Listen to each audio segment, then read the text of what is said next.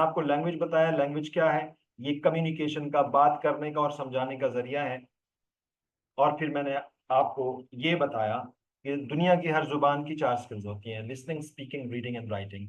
ये जिस ऑर्डर में लिखी हुई है ना जी, उसी ऑर्डर में ही एक्चुअली वर्क करती हैं। ये सबसे पहले लिसनिंग सीखी जाती है, फिर स्पीकिंग, फिर रीडिंग और फिर राइटिंग। इसकी मिसाल मैं देता होता हूँ आपकी अपनी मादरी जुबान से। फॉर एग्जाम्पल, अगर आप पंजाबी हैं, सराइकी हैं, जैसे कि मैं सराइकी हूँ, आप उर्दू हैं, आप जो भी हैं, आपने अपनी जुबान कैसे सीखी? राइट? तो आपने जुबान एक्चुअली अपनी ऐसे सीखी कि साइंस कहती है कि बच्चे के पैदा होने से 4 महीने पहले बच्चा माँ के पेट के अंदर ही सुनना शुरू कर देता है। तो नॉर्मली 2-2.5 साल के अंदर ना बच्चा अपनी माँ की जुबान बोलना शुरू करता है। सवाल ये है कि जब आपने अपनी जबान को बोलना शुरू किया 3 साल में या 2.5 साल में, उससे पहले आपने क्या किया? सिंपल सा आंसर है, आपने लिसन किया। तो this is very much clear that if you want to improve English skills, English speaking skill, you need to improve your listening skill first. When I say that you need to improve your listening skill first, it's mean that when you listen native people, you understand them. और यहाँ ये difference भी समझ लीजिए कि written English में और spoken English में जमीन आसमान का फर्क होता है। तो रीडिंग और राइटिंग में सबसे पहले आपको रीडिंग सीखनी होती है और फिर आप राइट कर सकते हो। उसकी मिसाल भी आपकी अपनी जुबान है। अपनी जुबान नहीं, सबसे वो पहली जुबान जो आपने लिखना शुरू की थी, और वो नॉर्मली उर्दू होती है। आप याद कीजिए, जब आप प्ले क्लास के अंदर स्कूल में गए थे, तो आपको टीचर ने ना कायदा हाथ में दिया था जिसके अंदर पिक्चर्स बनी हुई थी और लेटर्स थे। टीचर्स ने फिंगर के साथ ट्रेस कराया, A says apple, a a apple. And the same teacher when you reach at the nursery class, the same teacher give you the pencil and ask that you have to write the letter. आपने पहले read किया, फिर आपने right करना शुरू किया। Okay? अच्छा, जो रीड नहीं की जाएगी लैंग्वेज, वो राइट भी नहीं की जाएगी। मैं सराइकी हूँ और मुझे सराइकी रीड करना नहीं आती, जिंदगी में कभी नहीं की, राइट करना भी नहीं आती। बट मैंने सराइकी लिसन की बहुत ज्यादा, मुझे सराइकी बोलना आती है। तो इस स्लाइड के अंदर जी मैंने आपको ये बताया कि दुनिया की हर जुबान की 4 स्किल्स होती हैं: listening, speaking, reading and writing. आपको अगर स्पीकर बनना है तो उस जुबान की लिसनिंग सीखनी है आपको, और अगर राइटर बनना है तो आपने रीडिंग सीखनी है। अंग्रेज जब बोलता है तो हमें क्यों समझ नहीं आता? जब मैं ये कहता हूं ना अपने स्टूडेंट्स को, या वीडियोस जब बनाता हूं तो कमेंट्स आते हैं, तो मैं जवाब देता हूं कि जी अंग्रेजी बोलनी सीखनी है तो आप जरा उसको लिसन करें ना। तो सबसे ज्यादा जो मुझे सुनने को मिलता है ना, वो ये कहा जाता है कि अंग्रेज की समझ नहीं आती जी। तो मैं सवाल करता हूँ क्यों समझ नहीं आती? तो उनका जवाब आता है, अंग्रेज मुश्किल बोलता है और अंग्रेज तेज बोलता है। मैं जब ये बात सुनता हूँ ना जवाब, तो मैं आंसर करता होता हूँ जी अंग्रेज जो है ना, वो मुश्किल बोलता है ना ही तेज बोलता है, बल्कि वो बहुत ही आसान बोलता है और कनेक्टेडली बोलता है। ये कनेक्टेडली से क्या मुराद है, मैं 2 सेंटेंसेस से आपको समझाने की कोशिश करूंगा, और फिर हमारा बाकी सारा सेशन इसी के गिर्द घूमेगा। और अकॉर्डिंग टू माय अंडरस्टैंडिंग यही राज है अंग्रेजी को सीखने का। अच्छा जी, इससे पहले कि हम इन 2 सेंटेंसेस को समझें, याद रखिए दुनिया का हर बंदा अपनी जुबान को कनेक्टेडली बोलता है। इसको लैंग्वेज की, लिंग्विस्टिक की टर्म में कनेक्टेड स्पीच कहते हैं। इसका मतलब ये है कि इंसान जब बोलता है अपनी जुबान को, तो वो इसको सेपरेट करके नहीं बोलता, वो इसको कनेक्ट करके बोलता है। एक रिथम में बोलता है, एक फ्लो में बोलता है, एक म्यूजिकलिटी क्रिएट करता है। मतलब जब अभी मैं आपसे बात कर रहा हूं तो इसी सेंटेंस को अगर मैं पढ़ूं, तो मैं ऐसे नहीं बोल रहा आपसे, तुम यहाँ क्या कर रहे हो, ऐसे नहीं बोलते हैं। हम इंसान कैसे बोलते हैं? तुम यहाँ क्या कर रहे हो? मतलब उसमें कनेक्टिविटी होगी, वर्ड्स एक दूसरे के साथ जुड़ रहे होंगे, कुछ खत्म हो रहे होंगे, एक फ्लो बन रहा होगा। देखें, अब इसमें कहीं भी यहाँ यहाँ हो गया, रहे हो रे हो गया, हो ओ हो गया। तुम यहाँ क्या कर रहे हो? तुम यहाँ क्या कर रहे हो? तुम यहाँ क्या कर रहे हो? हम ऐसे बोलते हैं। ये है कनेक्टेड स्पीच। अंग्रेज जब बोलता है ना जी, वो भी ऐसे बोलता है। अब एक और सेंटेंस लेते हैं जिसमें हम देखते हैं कि अंग्रेज जब बोलता है तो वो कैसे। अंग्रेज जब बोलेगा ना जी, वो वेयर इज को वेयर्स कर देगा, बिग ब्लू को बिब्लू कर देगा। जब वो बोलेगा, मैं ये कनेक्टेड हो गया। अब मैं इसको पढ़ता हूं, जरा गौर से सुनिए। Where's my big blue handbag, Where's my bibliography bag? Where's my bibliography bag? आप जब सुनेंगे ना जी, वो वेयर इसको वेयर कर देगा, आप कहेंगे मुश्किल बोल रहा है, तेज बोल रहा है, जबकि वो सिर्फ कनेक्ट कर रहा है।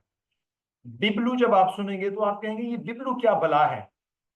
आप डिक्शनरी ओपन करेंगे, गूगल पे जाएंगे, आपके बाल सफेद हो सकते हैं, बिब्लू कहीं नहीं मिलेगा आपको, क्योंकि ये कोई वर्ड ही नहीं है। This is the connected version of two words.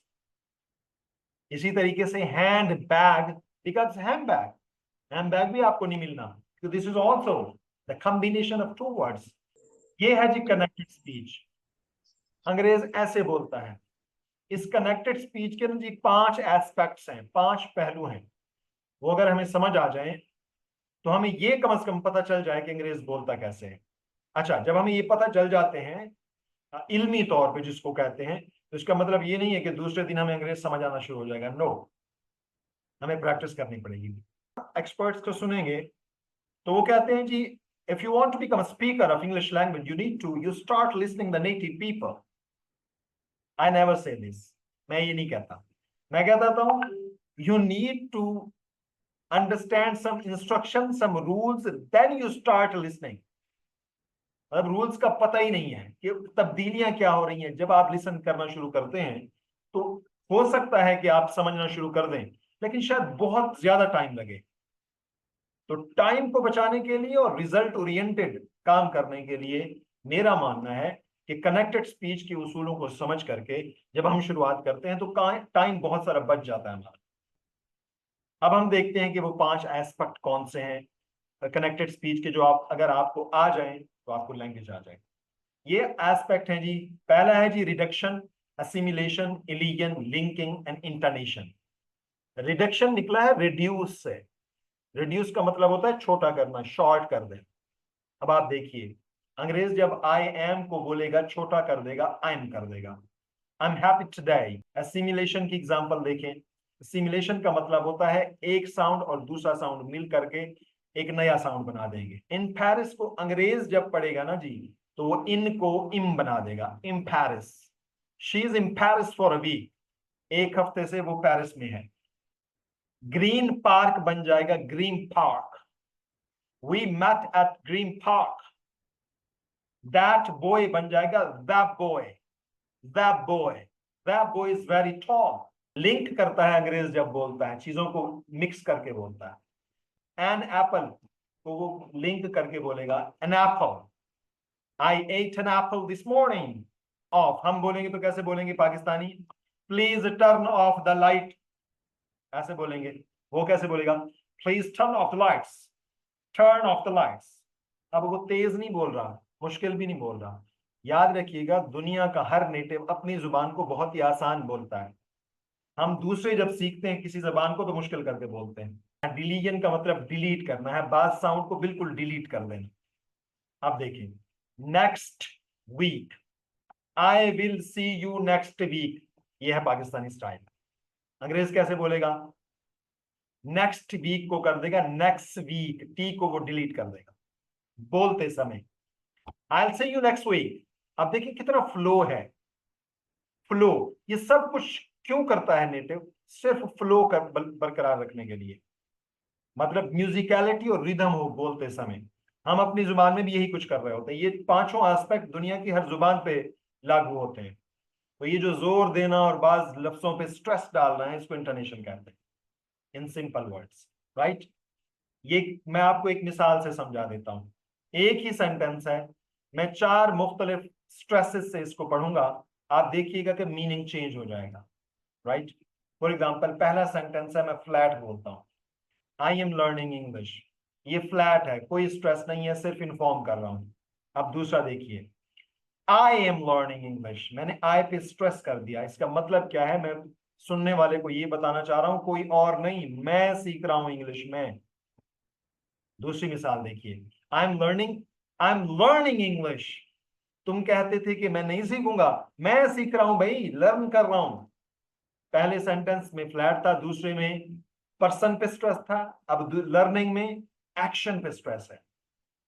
पहले एक्टर पे था, अब एक्शन पे स्ट्रेस है। सीख रहा हूं, तुम कहते थे नहीं नहीं नहीं सीख रहा हूं। अब देखें चौथा sentence, I am learning English. तुम कहते थे इंग्लिश नहीं सीखूंगा, सीख रहा हूं, इंग्लिश सीख रहा हूं। देखें अब ये है स्ट्रेस। ये वाला जो एस्पेक्ट है ना, आप पूरी इंग्लिश सीख लें, सब कुछ सीख लें, ऊपर वाले चारों एस्पेक्ट, लेकिन इंटरनेशन अगर आपको नहीं समझ आती, नहीं आई, तो यकीन कीजिए जुबान डेड है। ये सोल है जुबान का, स्पोकन का, ये जो इंटरनेशन है, एक्सप्रेशन है।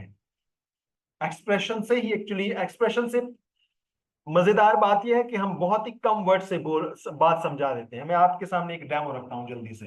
दो दोस्त हैं, एक दोस्त उठता है, दूसरा पूछता है कहाँ जा रहे हो, तो कहते हैं मार्केट जा रहा हूँ। कहते क्यों जा रहे हो, कहते भूख लगी है। कहते हैं खाना लेने जा रहा हूँ। कहते मुझे भी भूख लगी है। कहते चलते हो, कहते हाँ मैं भी चलता हूँ। आप देखिए, ये मैंने उर्दू में आपको सिचुएशन बताई। आप देखिएगा कि मैं इसी को अभी ना इंग्लिश में आपके सामने रखता हूँ। आप बताइएगा कि कहाँ ग्रामर इस्तेमाल हुआ, कहाँ पूरी इंग्लिश बोली गई। बिल्कुल आ वो कहते हैं ना, अध अधूरे अल्फाजों से मैसेज पूरा हो गया, क्योंकि उसमें इंटरनेशन होगी और वर्ड। देखिएगा, अब वो उठता है, ये फर्स्ट दोस्त है, ये सेकंड है। ये उठता है और ये पूछता है, where, to the market, why, hungry, oh I'm too, want to go, yeah I want to join, let's go, let's go। अब देखिए, ये पूरी सिचुएशन मैंने बयान कर दी, वही वाली जो उर्दू में आपके सामने रखी। और देखिए, एक एक दो दो लफ्जों से एक्सप्रेशन पुट करके पूरा मैसेज समझ आ गया, आपको भी समझ आ गया। अब हम इन एस्पेक्ट्स के ऊपर हमने बिल्ड किया है अपना कोर्स, जिसको हम नाम देते हैं मास्टरिंग स्पोकन इंग्लिश का। इसके 3 लेवल हैं, बिगिनर है, एलिमेंट्री है और एडवांस है। अच्छा, हर जो लेवल है ना, उसके 16 सेशन है। 16 सेशंस हैं। उन सेशंस में हम क्या कराते हैं, आपको प्रैक्टिस करवाते हैं। मतलब वो जो एक 40 मिनट घंटे की क्लास होती है, उसमें हम इंग्लिश ही बोलते हैं, ऐसे आसान इंग्लिश जिसको आप समझ सकें। मैं बता रहा था कि फिर हम इन्हीं कनेक्टेड स्पीच के पहलुओं को मद्देनजर रखते हुए बिल्कुल बिगिनर लेवल से आपको प्रैक्टिस कराना शुरू करते हैं, एक एक वर्ड्स से। मतलब हर सेशन शुरू होता है 15 टू 20 वर्ड्स से, प्रोनाउंस करना सिखाया जाता है। फिर उन्हीं वर्ड्स से आपको क्वेश्चन बनाना सिखाए जाते हैं। फिर उन्हीं क्वेश्चन से आपको आंसर देना सिखाए जाते हैं। फिर उन्हीं वोकैब्युलरी और उन्हीं स्ट्रक्चर से आपको डायलॉग करना सिखाया जाता है। फिर प्रेजेंट करना सिखाया जाता है, और फिर राइटिंग की एक एक्सरसाइज होती है। वोकैब्युलरी होती है जी सिचुएशनल इंग्लिश, 1 मिनट किसी भी टॉपिक के ऊपर आप प्रेजेंट कर सकें। आप एप्स आपको कुछ ऐसी रिकमेंड की जाती हैं जिसपे जाके आप नेटिव अंग्रेजों के साथ गुफ्तगू करते हैं। वो कुछ फ्री भी हैं और पेड भी हैं। कुछ एआई एप्स आपको रिकमेंड की जाती हैं, जिसमें आप एआई के साथ एज ह्यूमन बात करते हैं प्रैक्टिस करने के लिए। अगर आपके पास कोई नहीं है प्रैक्टिस करने के लिए, आप किसी से शर्माते और घबराते हैं, तो एआई के साथ गुफ्तगू करें इंसानों की तरह। वीडियोस दी जाती हैं आपको नेटिव की वॉच करने के लिए, ताकि आपको पता चले कि जो कुछ मैं सीख रहा हूँ मुझे अंग्रेजी समझ भी आता है कि नहीं आता। वो इंशाल्लाह ताला within the course inshallah you start listening and understanding the native।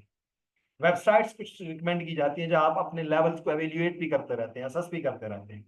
WhatsApp group बना दिया जाता है जिसमें आप डिस्कशन करते रहते हैं, एक दूसरे से सीखते रहते हैं। जहां मेरी जरूरत होती है मैं भी पार्टिसिपेट करके आपकी रहनुमाई करने के लिए वहां मौजूद होता हूँ। This is all about our course.